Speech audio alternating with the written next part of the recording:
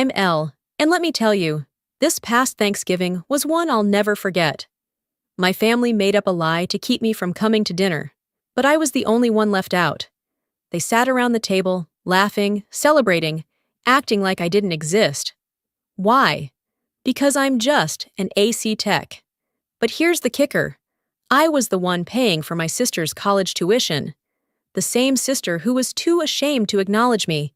The same family who happily took my money, but didn't want me at their table.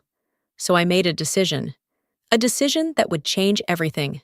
The buzzing neon sign of my HVAC shop flickered in the twilight as I locked up for the night. The cold Seattle air bit through my jacket, but there was a warmth in my chest. Thanksgiving was only a few days away, and for once, I wouldn't have to worry about work orders or emergency repairs. I had set everything in place, scheduled jobs, prepared bonuses for my crew, and even picked out a nice bottle of wine to bring to dinner. As I climbed into my truck, my phone rang. My mother's name lit up the screen. I smiled, expecting her usual pre-holiday call about which pie I should bring, pecan or pumpkin. But when I picked up, the tone in her voice immediately sent a chill down my spine. Elle, honey. I wanted to talk to you about Thanksgiving, she said. Something was off. Mom always had a certain sharpness in her voice, a clipped efficiency. But now she sounded hesitant, as if she were about to say something I wouldn't like. Sure, what's up? I replied, shifting the truck into drive. There was a pause, just long enough to make my stomach tighten. We think it would be best if you skip dinner this year. I nearly swerved into the next lane. Wait, what? My grip on the wheel tightened. What do you mean, skip dinner? We always do Thanksgiving together. Mom let out a soft sigh, the kind she used when she was about to feed me a line of well-rehearsed nonsense. Well, it's just that this year we're keeping things a little more formal. Serafina's boyfriend is bringing his parents, and we thought it might be better if it was just close family. I scoffed, my chest tightening. I am close family, Mom. Of course you are, sweetheart, she said quickly, her voice dripping with forced sincerity. It's just, you know how these professional families can be. It's important for Serafina to make a good impression. And there it was. The underlying message hit me like a gut punch. My job, my life, wasn't up to their standards. So what, Mom? Because I don't wear a suit and tie, I'm not good enough to sit at the table? My voice rose, anger bubbling beneath my skin. Elle, don't make this about you. I let out a humorless laugh. Oh, I see. So it's not about me. It's just about making sure Serafina isn't embarrassed by her lowly sister, right? She didn't respond. That silence was enough. I can't believe this, I muttered. Elle, honey, it's just one dinner. We'll make it up to you. Maybe a family brunch next weekend? She offered, as if that would soften the blow. I hung up. I sat there for a moment, gripping the steering wheel, my breathing shallow. One dinner after years of helping Serafina, of paying for her tuition, of making sure she never had to worry about a damn thing. And now, I wasn't good enough to be in the same room as her boyfriend's family? As I sat there in the stillness of my truck, my phone vibrated again. A text from my cousin, Genevieve. I need to tell you something. It's about Thanksgiving. I hesitated before opening the message. I overheard Mom and Serafina talking the other day. Serafina told her she didn't want you there because she was afraid it would make her look bad in front of Dorian's parents. She said, and I quote, I don't want them to think we come from a working-class background. I read the message twice, my stomach sinking. My own sister, the same one whose textbooks, tuition, and rent I had been covering for years, was ashamed of me. Ashamed of the work I did. Ashamed of the life I built with my own hands. I wanted to throw my phone against the dashboard, but I just sat there, gripping it so tightly my knuckles turned white. Looking back, I should have seen the signs. The way she never invited me to her college events. The way she changed the subject when her friends asked what I did for a living. The way she never introduced me to her boyfriend, even though they had been together for nearly a year. I had ignored it, convinced myself I was being paranoid. But this was undeniable. Thanksgiving Day arrived, and for the first time in my life, I spent it alone. I tried to distract myself, went for a long drive, stopped at a diner for coffee, even called a few friends. But nothing dulled the ache in my chest. That evening, against my better judgment, I checked social media. There they were, smiling family photos, the perfectly set dinner table, Serafina in a sleek dress, beaming next to Dorian, his parents looking equally polished. And I wasn't anywhere in sight. That was the moment something in me shifted. If I wasn't good enough to sit at their table, then my money wasn't good enough to pay for Serafina's tuition. So, I made a decision that would change everything. The next morning, I woke up feeling lighter. It wasn't relief exactly, more like clarity. The kind that only comes when you finally stop making excuses for people who don't deserve them. I made my coffee, sat at the kitchen table, and pulled out my laptop. Logging into the university's payment portal had become second nature to me over the years. I knew the password to Serafina's account better than I knew my own streaming login. Due date, 2 weeks. Balance, $21,500. I stared at the number, my fingers hovering over the trackpad. I had covered every single semester since she started law school, never once hesitating. But this time, my cursor moved to Remove Payment Method. A small pop-up appeared. Are you sure you want to remove this account as a payer? This action cannot be undone. I clicked yes without a second thought. The second my laptop snapped shut, my phone buzzed on the table. My mother's name flashed across the screen. I let it ring. Then it rang again. And again. By the fourth call, I sighed and picked up, already bracing myself. Elle. Mom's voice was sharp, exasperated, like she had already been in mid-argument before I even answered. What are you doing? I took a slow sip of my coffee. Good morning to you too, Mom. Don't play games with me, she snapped. Serafina just called, hysterical, saying you cut off her tuition payment. Tell me that's not true. Oh, it's true, I said flatly. Silence. Then a sharp intake of breath. Ella, how could you be so cruel? Cruel, I laughed, a short, humorless sound.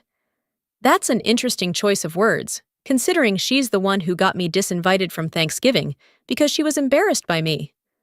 She was just trying to make a good impression on Dorian's family, Mom argued, her tone shifting into that saccharine, guilt-tripping mode she always used when she wanted something from me. You know how these things work. She's young. She doesn't think things through. She's 24, Mom. She's old enough to know exactly what she's doing. Another pause. Then the inevitable. You promised you'd support her through school, Elle. No, I corrected, my grip tightening on my mug. I promised to help my sister, not someone who treats me like I'm disposable. She didn't mean it that way. She meant it exactly that way. Mom let out a frustrated sigh. You're overreacting. Family makes sacrifices for each other. That's just what we do. I swallowed back a bitter laugh. Funny how family only applies when I'm the one giving. When it's my turn to expect a little basic respect, suddenly I'm asking for too much. She needs this, Elle. So did I. Mom fell silent. For once, she didn't have an immediate comeback. No rehearsed lines about what's best for the family or how Serafina's future depended on me. I let the silence stretch before I spoke again, voice steady. I'm done. Elle? Number. I mean it. I've spent years paying for her education, covering every expense, making sure she never had to worry about a damn thing. And the one time I needed her to just acknowledge me, she chose to erase me instead. Mom exhaled, exasperated. You're being so dramatic. I think we're done here, I said, ignoring the sharp sting in my chest. Elle, wait. I hung up. For a long moment, I just sat there, my pulse hammering against my ribs. I had done it. I had actually done it. I should have felt guilty. Maybe a part of me did, but it was so small, so buried under years of resentment, that I barely noticed it. Instead, I felt something else. Something dangerously close to satisfaction. I sat in the dim light of my living room, the hum of the city outside barely reaching through the thick glass windows. The half-empty cup of coffee on the table had long since gone cold, but I didn't move. My mind was too busy unraveling years of memories, each one a piece of a puzzle I had refused to see clearly until now. Serafina had been ashamed of me for a long time. I just hadn't wanted to admit it. The signs had always been there. I remembered last Christmas when she threw a big party for her law school friends. I had found out about it only through a stray Instagram post, her smiling face front and center, with a caption about celebrating success with the best people. I hadn't been invited. When I confronted her, she gave me some rushed excuse about how it was just a small thing and not a big deal. I let it slide. Then there was the time I visited her on campus. I had been in the area for a job and figured I'd stop by, take her out to dinner. When she saw me walking toward her dorm, her eyes darted around like she was afraid someone would see me. She barely let me inside, rushing through small talk before making up some excuse about a study group she had to get to. And the introductions. God, the introductions. Whenever I ran into her friends, she never said, "This is my sister Elle." It was always just, "Oh, this is family." Like my actual identity was something best left vague. I had told myself it wasn't intentional, that she was just distracted, busy, young. But it wasn't that. She had been embarrassed by me all along. The realization burned through me, a slow and seething kind of anger that wasn't just about her, but about me, too. For years, I had let this happen. I had let her take from me, let her diminish me, let her get away with things because I thought family meant something. But family shouldn't be conditional, and love shouldn't come with fine print. I turned to my laptop, fingers hovering over the keyboard. It was almost muscle memory by now, logging into the university's payment portal, checking the due dates, making sure everything was squared away. But this time, the screen felt different.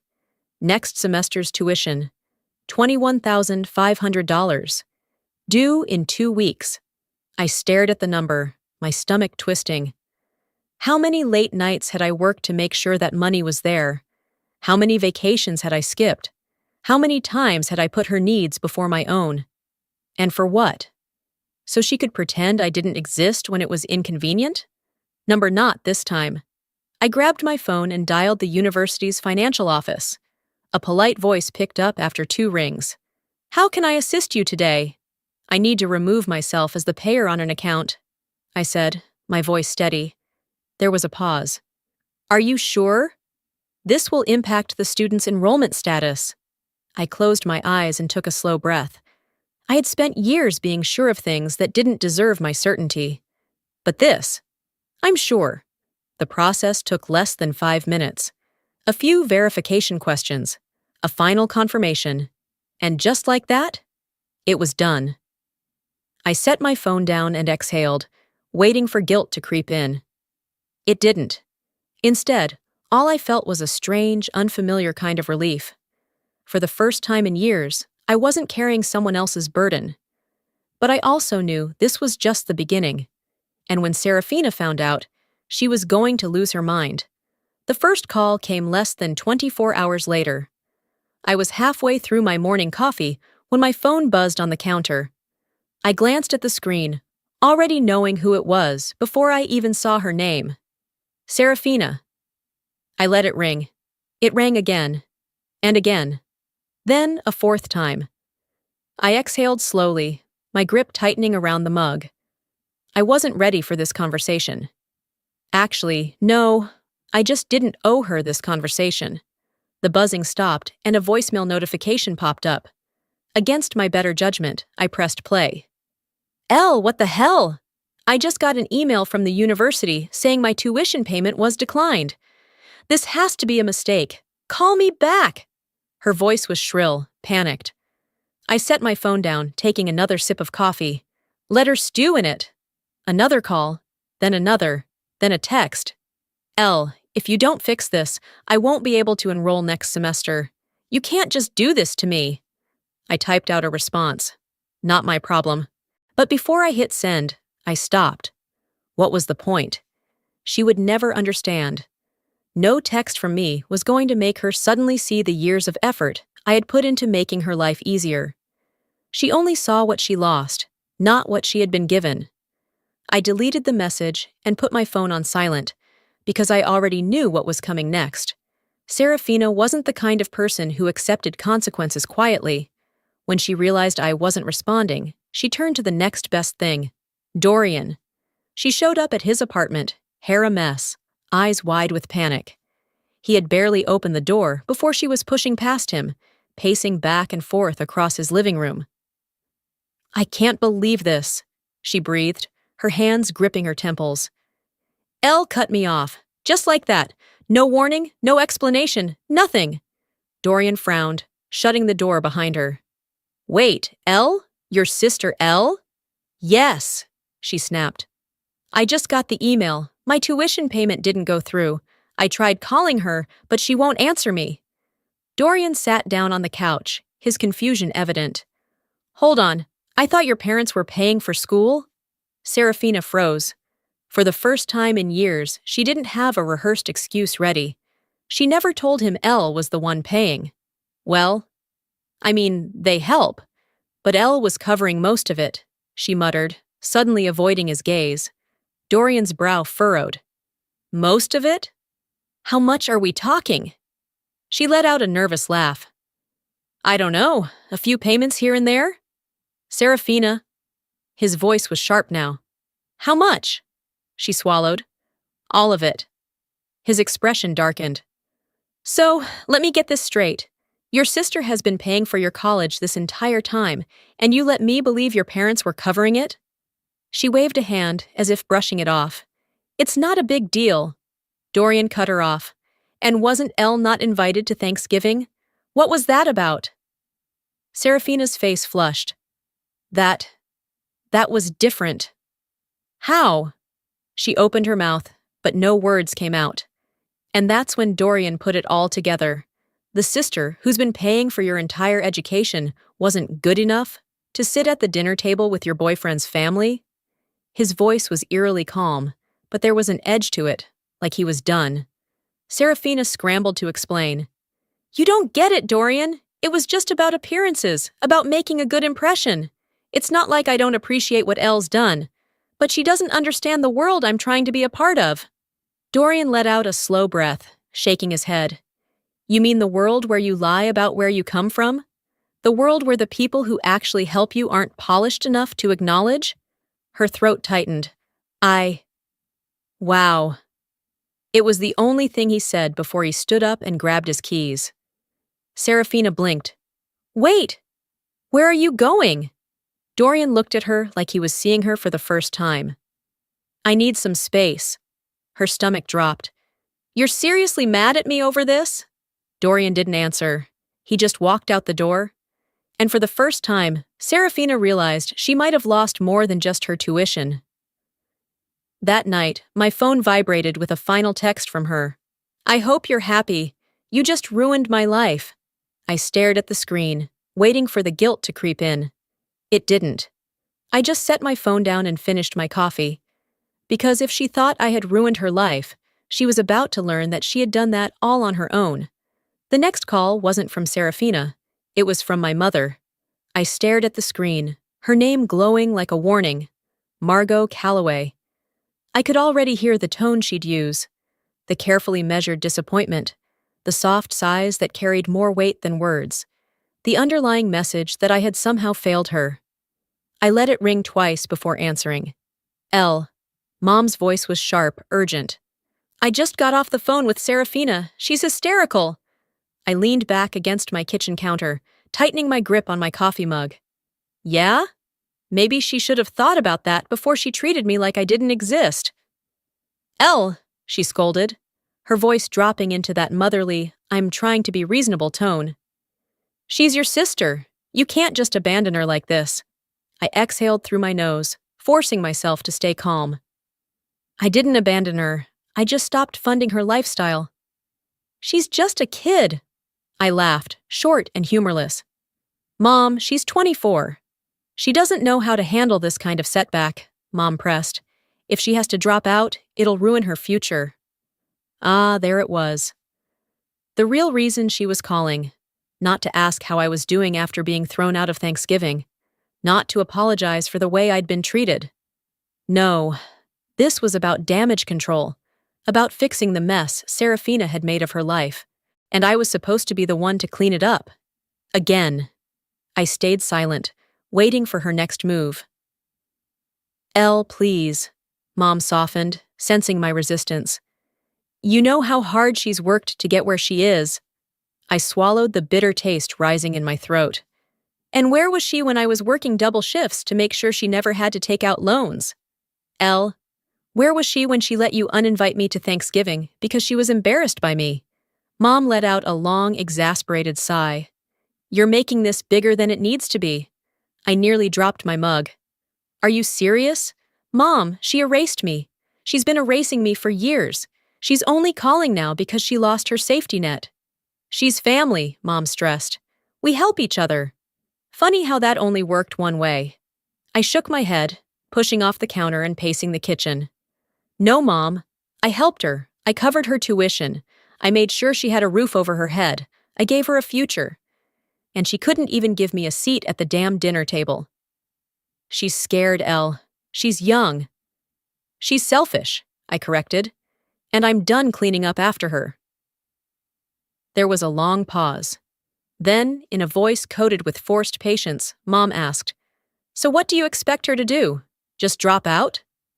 Not my problem, I said flatly. Elle, she warned. I mean it, Mom, I said, already exhausted. Find someone else to foot the bill. Like who? She shot back. Your father and I can't afford it. You know that. And there it was. The truth buried beneath all the guilt-tripping. She never expected Serafina to figure it out on her own. She expected me to cave. But this time, I wouldn't. I guess Serafina's going to have to learn how to live like the rest of us, I said, reaching for the end call button. Elle? Click. The next few hours were quiet. Too quiet. Then, one by one, the rest of them started calling. Dad was first. Elle, this is going too far. His deep voice rumbled over the phone. You're punishing your own blood. Then, Aunt Delilah. I never thought you'd be so heartless. Uncle Larry, it's just money, Elle. You make plenty. Don't be petty. Cousins, family friends, even people I barely spoke to. All chiming in with some version of Elle. How could you? It was almost impressive, really. How quickly they had rallied behind Serafina. How easily they had turned me into the villain. Not one of them had defended me when I was shut out of Thanksgiving. Not one of them had called to ask how I was feeling. But the second Serafina lost her tuition payments? Suddenly, it was a crisis. I let their messages pile up, unread. Then, just before midnight, Mom called again. This time, I picked up. Let me guess, I said, voice flat. You've gathered the entire family and decided to stage an intervention. Elle, this isn't funny. No, I agreed. It's pathetic. Mom sucked in a breath. How dare you? How dare I? I let out a short, bitter laugh. Where were all of you when I was working weekends, pulling overtime, making sure Serafina had everything she needed? Silence. Where were you when she pretended I didn't exist? When she hid me from her friends? When she made it very clear that my life, my work, wasn't good enough for her? Mom cleared her throat. Elle, it's not like that. It is like that, I snapped. And let me be very clear, Mom. I'm done. Serafina is on her own. I hung up, and I meant every word. But Serafina? She wasn't done fighting. At first, it was subtle. A lingering look from a longtime client, a hesitation in the voices of family friends when they spoke to me. I brushed it off, convincing myself I was imagining it. Then, one afternoon, as I was finishing up a routine inspection for Mrs. Carter, a woman who had been using my HVAC services for years, she gave me a pointed look. I never thought you'd abandon your own sister like that, Elle, she said, her voice carrying that same judgmental edge I had come to recognize all too well. I froze, gripping the clipboard in my hands.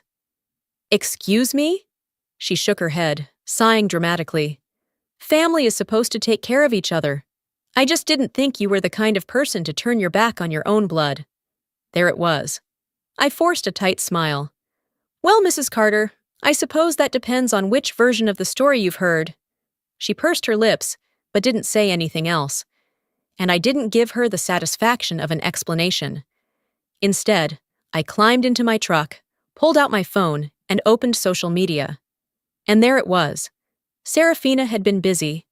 Her posts were vague but pointed, carefully worded to make herself look like the victim without ever outright mentioning me.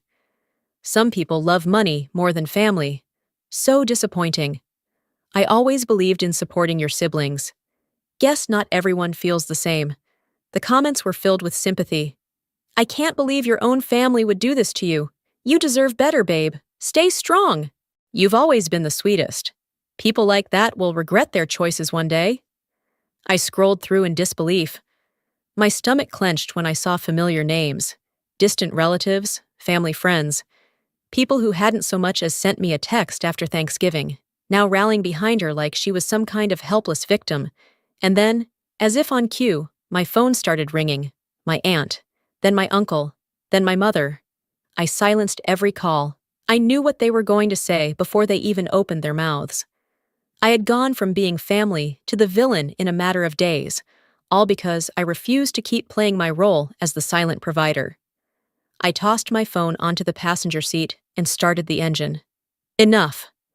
I was done letting her control the narrative. I didn't call ahead. I didn't warn her I was coming. I pulled up to Serafina's apartment, walked straight to her door, and knocked. Hard. It took a few moments, but then the door swung open. Serafina stood there, her phone still in her hand, eyes widening just slightly before she schooled her expression into something more composed. Ellie, she said smoothly. To what do I owe the pleasure? I pushed past her into the apartment without waiting for an invitation. She scoffed, closing the door behind me. Oh, come in. Why don't you? I turned to face her, my jaw tight. What the hell do you think you're doing? She blinked, feigning innocence. I have no idea what you're talking about. I laughed coldly, pulling my phone from my pocket and holding up her latest post. Oh, you don't? Because this looks a hell of a lot like you trying to paint me as some heartless monster. Her lips curled into a smirk. I'm just telling the truth. My fingers curled around my phone. The truth?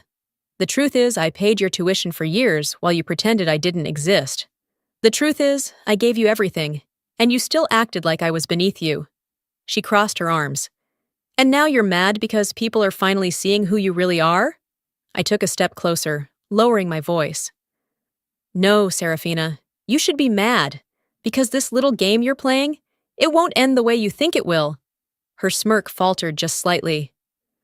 Oh, please, she scoffed.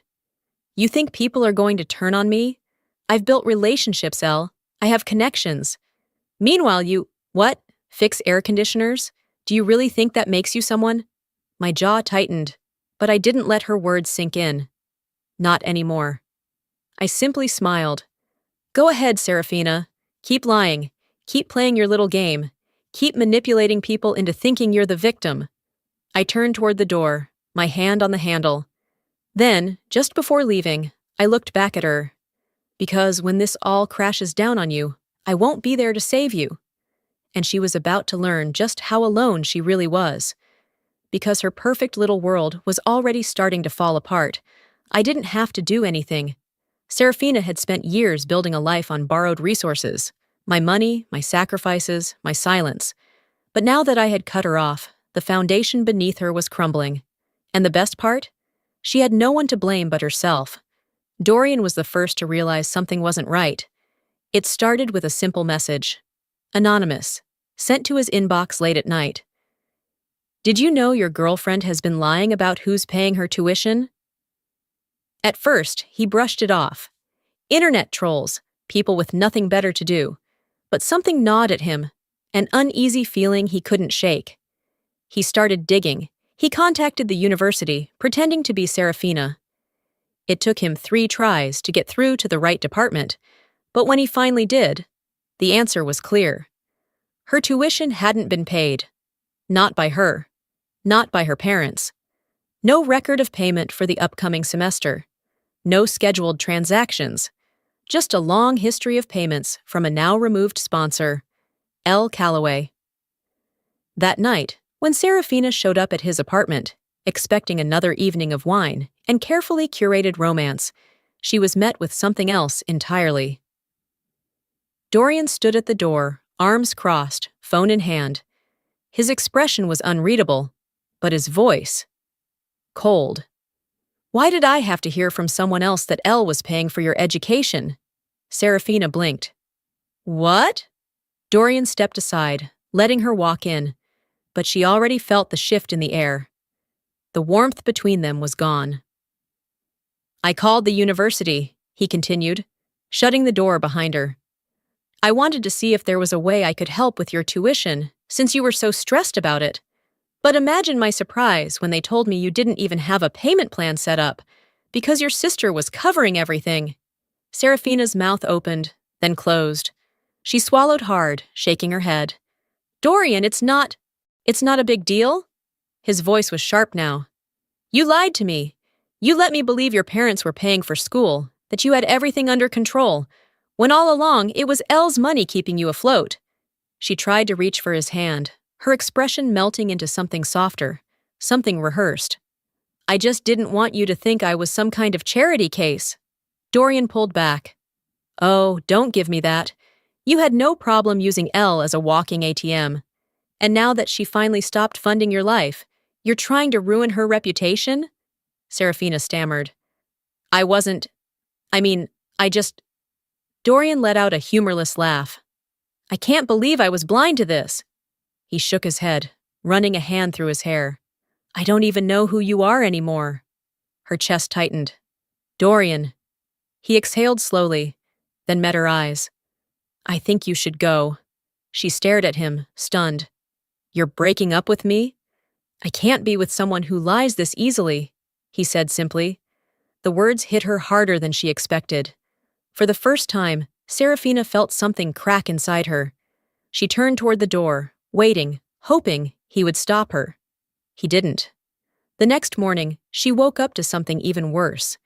She had barely slept, eyes swollen from crying, her phone clutched in her hands, waiting for a message from Dorian that never came. But there was another notification waiting for her. An email. Subject: Final warning, tuition payment past due. She sat up, heart pounding.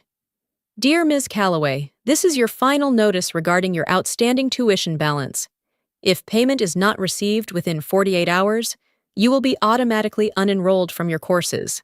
Sincerely, University Finance Office." Serafina's stomach dropped. This wasn't happening. She scrambled out of bed, hands shaking as she clicked onto the student portal. The balance was still there. No pending payments. No extensions granted. Her mind raced. A loan. She could apply for a student loan. She pulled up the application form, typing in her parents' information, knowing she'd need them as co-signers. Denied. Bad credit. Too much outstanding debt. She gritted her teeth and tried again, using a different lender.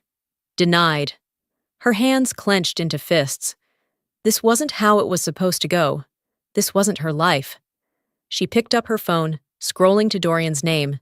She hesitated, then pressed call. Voicemail. She called again. Voicemail. Tears burned in her eyes as she moved to the next contact. L. Her finger hovered over the dial button. But when she pressed it, the screen immediately flashed. User has blocked you. She was out of options. For the first time, Serafina truly realized, just how alone she was. So Serafina did what she always did. She lashed out. I was in the middle of a staff meeting when the front door to my office slammed open so hard it rattled the glass. The conversation around me died instantly. Every head in the room turned toward the entrance. And there she was. Serafina stood in the doorway, her hair a mess, eyes red-rimmed, breath heaving like she had sprinted here in a blind rage. The look on her face was pure fury. "You ruined my life!" she shrieked. I set my clipboard down, exhaling slowly. "Here we go?" "No," I said, keeping my voice even.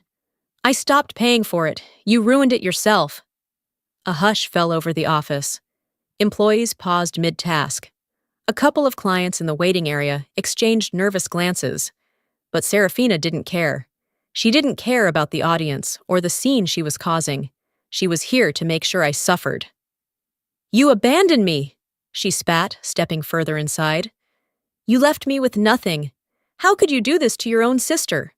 I crossed my arms, leaning against my desk. "That's funny. I don't remember you calling me your sister when you were lying to your boyfriend about where your tuition money came from." Her jaw clenched. "That's different." "Is it?" I tilted my head. "Because it seems to me that you only acknowledge me when you need something." Her eyes darted around, as if searching for an ally. Someone who would see her side. Someone who would back her up. No one did. So she turned to Plan B. Lifting her chin, she let her voice rise, ensuring everyone in the room could hear. "She abandoned her own family. Nothing. She's selfish. She only cares about herself." Silence. "She's not who you all think she is." The weight of her words hung in the air, but there was no reaction, no sympathy, no outrage on her behalf. Just the quiet disapproval of people who had seen what kind of person she was in real time. And then, from the corner of the room, my senior employee Harry stepped forward. "Ma'am," he said, his voice calm but firm. "You need to leave." Serafina whirled on him. "Excuse me?" "This is a place of business," Harry continued, unfazed. "And you're disrupting it." "I'm her sister!" she shrieked. Harry barely blinked. "And this is her business. You're trespassing." Serafina let out a strangled, frustrated sound. "You don't understand. She's leaving me with nothing. She's ruining my future." Harry didn't flinch. "No, ma'am. She just stopped letting you take advantage of her." That was it. That was the moment the realization sank in. No one here was on her side. Not anymore. Security arrived within minutes, called in by one of my employees, without me even needing to say a word. They escorted her out as she screamed and cursed, her voice echoing down the street. And just like that, she was gone. Later that night, my phone rang. I almost didn't answer, but a part of me knew this was the last time they'd try. The last time they'd bother. I sighed and picked up. "Elle, we need to talk." Mom's voice was tight, her usual performance of gentle concern stretched thin. I didn't respond. Dad cleared his throat. "Look, honey, maybe things got out of hand, but Serafina's young, she needs help." I closed my eyes, pressing the phone closer to my ear. "Let me guess.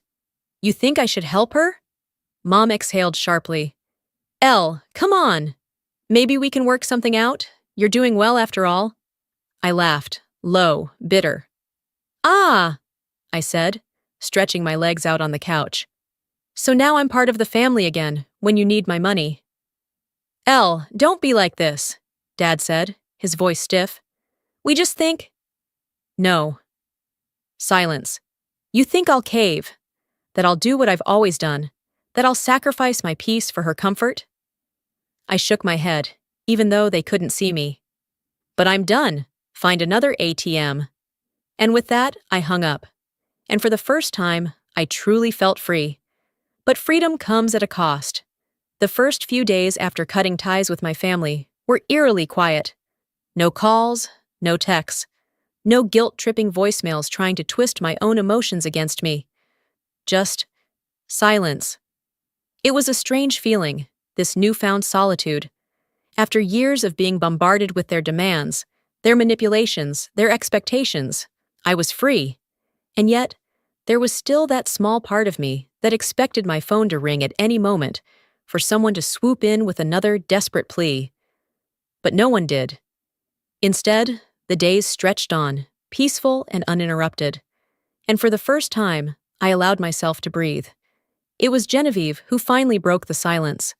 I was on my lunch break, sitting outside my office with a coffee in hand, when her name popped up on my phone. I hesitated for a moment before answering. "Hey," I said, leaning back in my chair. "Hey," she replied, her voice softer than usual. "I wanted to check in, see how you're holding up." I exhaled, letting my eyes drift up to the winter sky. "Honestly, better than I expected." There was a pause. Then, "I figured. But I also figured you'd want to know what's going on with them." I didn't ask who them was. I already knew. Still, I didn't respond right away. Did I want to know? Did it even matter? Genevieve took my silence as permission to continue. "Serafina moved back home," she said, her tone neutral. "She's taking a break from school. Says she's going to figure things out, but, well, you know how she is." I closed my eyes, unsurprised. "And your parents?" I asked, already knowing the answer. "They're struggling financially. But, of course, they won't admit you were right," she said with a humorless chuckle. "They're still blaming you for everything, as if it's your fault that Serafina burned every bridge she had." I nodded to myself, taking a sip of my coffee. "Sounds about right." "They'll never change, Elle," she said after a pause. "I hope you know that." "I do," I murmured. "I think I've always known. I just wasn't ready to accept it before." "Well," she sighed, "for what it's worth, I think you did the right thing." A small smile tugged at the corner of my lips. "Thanks, Jen." "Anytime," she said. "And hey, Merry Christmas. You deserve a good one this year." The day before Christmas Eve, I found myself sitting at my desk, staring at expansion plans for my business. It was growing faster than I had ever imagined. More clients, more employees, more opportunities. For so long, my success had felt like something I had to downplay, something I had to apologize for. But not anymore. I wasn't ashamed of the life I had built.